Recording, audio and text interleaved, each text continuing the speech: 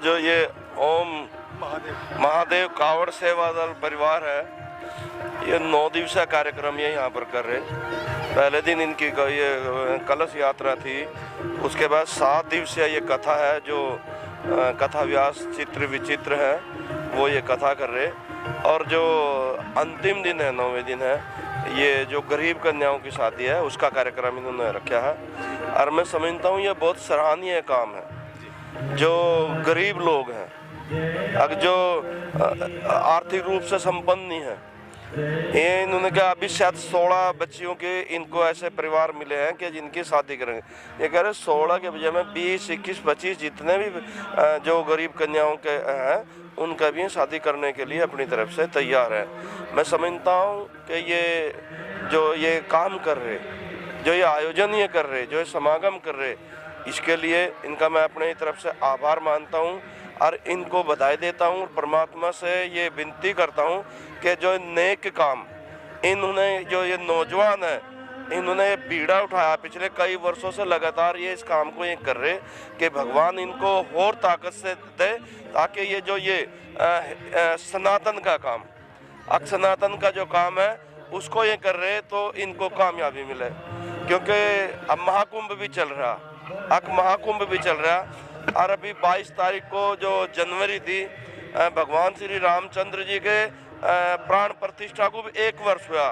तो मैं समझता हूँ कि ये काम जो है सब अच्छे हो रहे, अच्छे हो रहे।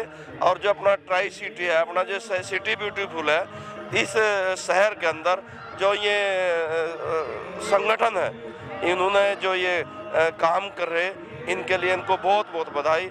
यही मैंने कहना चाहिए। शहर के लिए मैं निवेदन कर रहा, शहर के लोगों से, कि भाई साहब थोड़ी कड़वी बात बोल जाता हूँ मैं, ढेर बाकी के जो लोग हैं धर्म के नाम पर जितना मर्जी लूट लो, एक ये सनातन धर्म है जिसमें उदासीन होते हैं लोग। आज जरूरत है शहर के अंदर एक से एक धनाढ्य व्यक्ति है, जो ये सब लोग लगे हैं इसमें बढ़ चढ़कर करके इनका सहयोग करना चाहिए, ताकि आने वाले समय में ये और भी दुगने हौसले के साथ ये काम को करें। शहर के लोगों से यही निवेदन है कि भाई साहब, बाकी सब लोग तो इकट्ठे हो जाते हैं, कोई मस्जिद के नाम पर, कोई गिरजाघर के नाम पर, ये सनातनी जो है ना, ये नहीं भाई साहब ये इकट्ठे होते।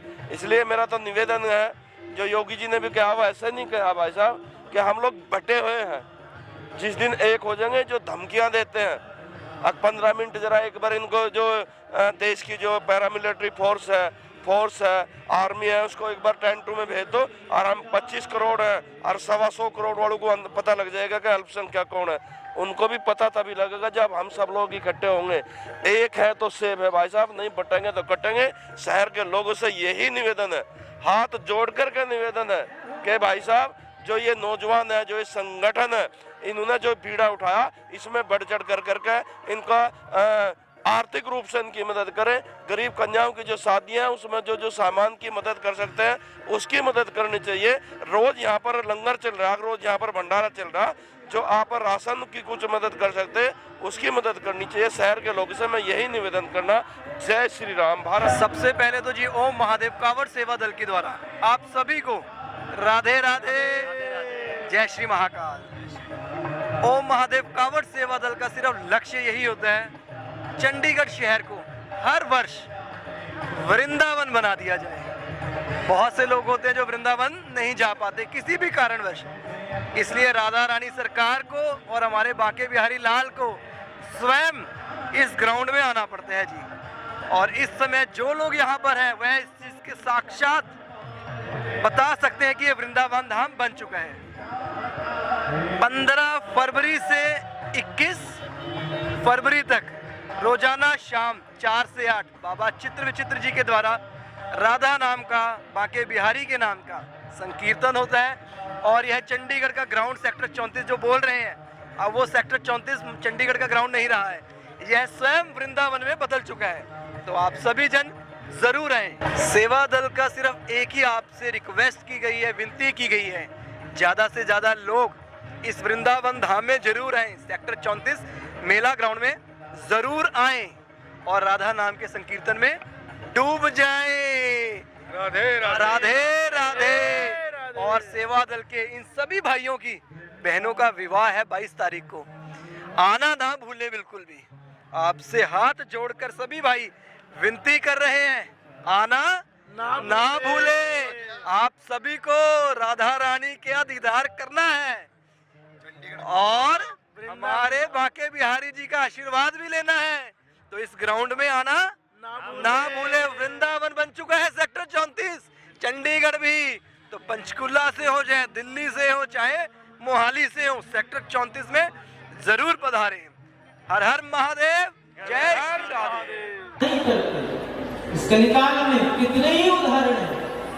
पैर दबाऊं, सेज बिछाऊं, नौकर बनूं हजाम, सैन भगत के भक्ति पर रीत करके राजा की सेवा में सैन भगत नहीं पहुंच पाए, साधु सेवा में लग गए। तो आपने सुना कि सैन भगत का एक नाई का रूप धारण करके, एक नापित का रूप धारण करके राजा की सेवा करने कौन गया था जी? कौन गया था? स्वयं श्याम सुंदर ही सैन भगत का रूप धारण करके राजा की सेवा करते। और आपको पता, जब राजा की श्री अंग की मालिश श्याम सुंदर कर रहे, सैन भगत बने हुए, आगे तेल का कटोरा रखा, और जब श्री ठाकुर जी राजा के सिर पर तेल मालिश करते हैं और थोड़ा थोड़ा उनका प्रतिबिंब तेल में दिखता है, तो राजा चक्कर में पड़ता है कि पीछे जो खड़ा है वह तो मेरा सेवक सैन लगता है, लेकिन कटोरे में जो प्रतिबिंब दिखता है तो वो सैन नहीं, ऐसा लगता है कि कोई स्वर्ण मुकुट पे मोर मुकुट, मोर पंख धारण करे हुए मेरे पीछे खड़ा है। पैर दबाऊं, सेज बिछाऊं, नौकर बनूं हजाम, हाकू बैल बनूं गढ़वा।